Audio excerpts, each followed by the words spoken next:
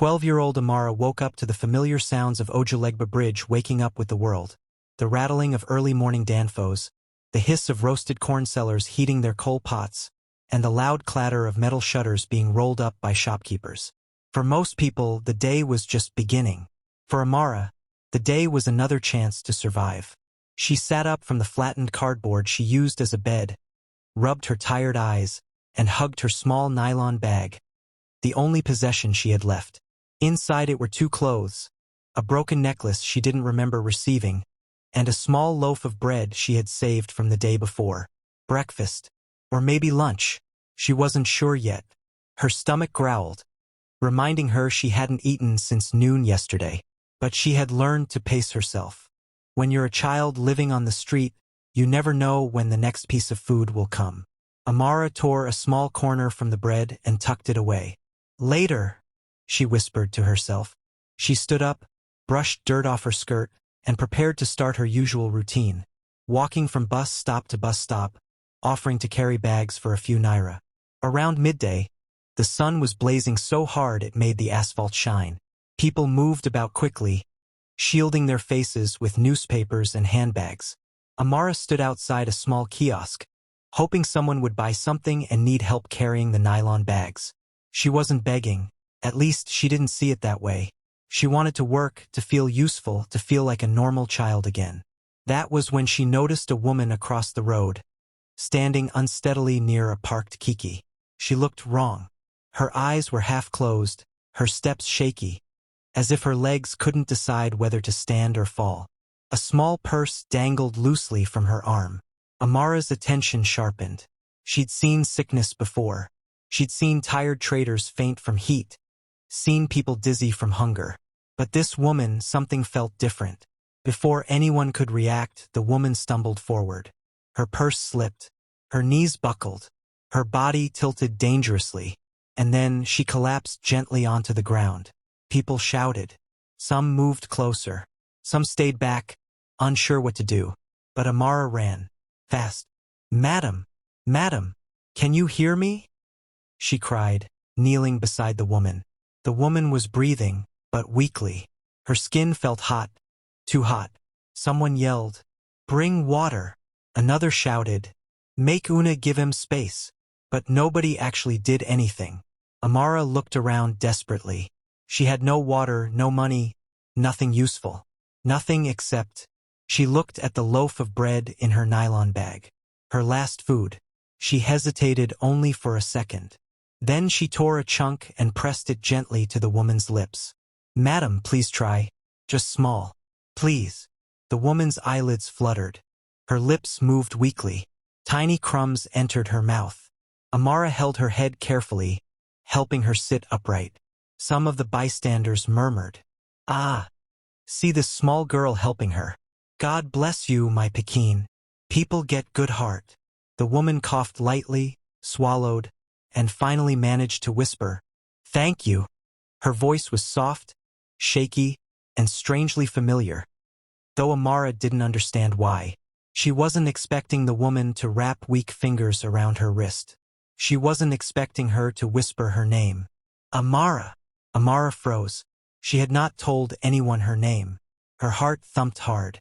Her breath stopped in her throat. How do you know my name?" she stammered.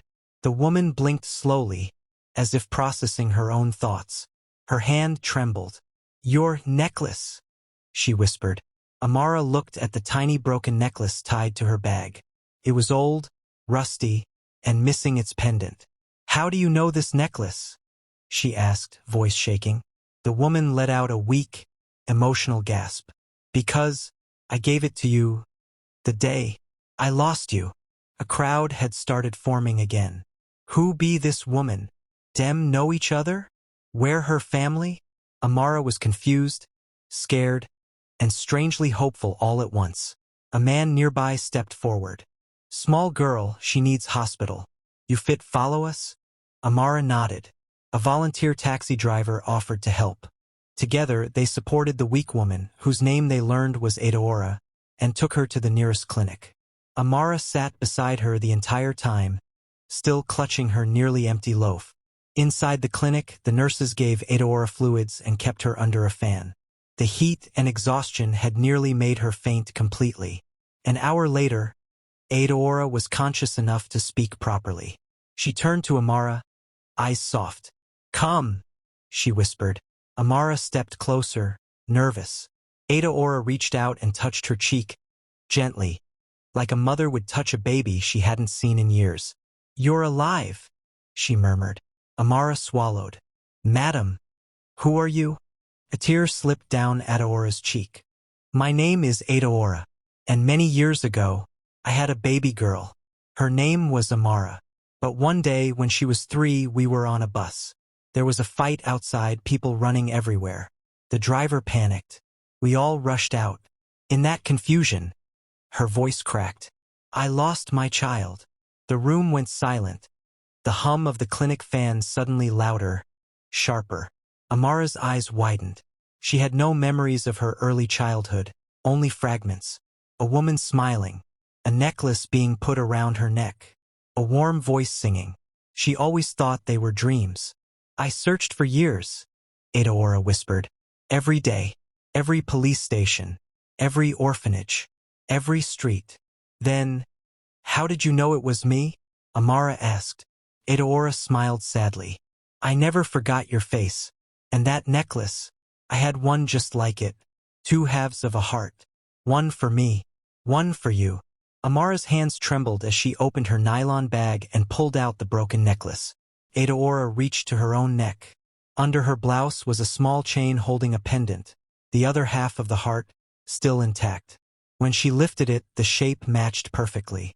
Perfectly. Amara's breath hitched. "Are you really my mother?" she whispered, voice fragile. Adaora nodded, tears falling freely now. "Yes, my child. I have prayed for this moment for 9 years." Over the next few hours, Adaora told her everything. How she had looked everywhere. How she blamed herself every single day. How she had never stopped hoping. "I kept your room," she said softly. "Your toys, your clothes. I never threw anything away. I always believed I would find you." Amara teared up. For years she felt invisible, like no one in the world cared whether she existed. Yet here was a woman who had searched every day for nearly a decade. Why didn't anyone take me home?" Amara whispered. Adaora clenched her hands, pain flashing across her face. "I don't know who took you from that bus or how you ended up on the street, but you survived. You're strong." Amara looked at the bread in her lap, the one she almost didn't share. "If I didn't help you, would you have still recognized me?" Adaora smiled through tears. "I recognized you the moment you touched my hand. A mother knows."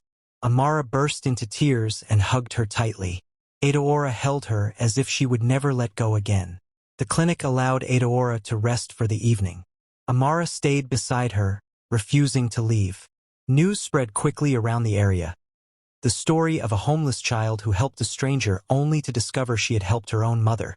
The next morning, Adaora was discharged. She held Amara's hand as they walked outside. A taxi driver asked, "Madam, you sure say you no need help?" Adaora smiled gratefully. "No, thank you. I have everything I need now." She looked at Amara, squeezing her hand gently. When they reached Adaora's house, a small, neat apartment in Surulere, Amara froze at the doorway. There, on the wall, were photos of a little girl. Photos of her. Adaora had kept them all.